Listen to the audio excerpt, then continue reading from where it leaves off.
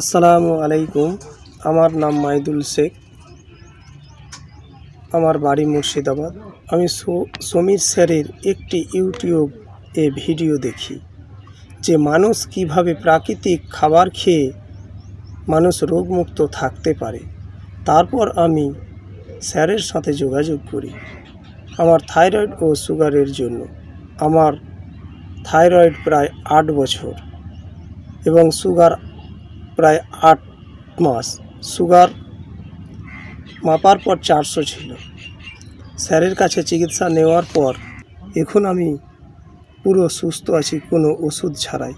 তাই স্যারকে আমি ধন্যবাদ দিয়ে ছোট করতে চাই না। আমার অন্তরের অন্তঃস্থল থেকে স্যারকে মোবারকবাদ জানাই ও ধন্যবাদ জানাই।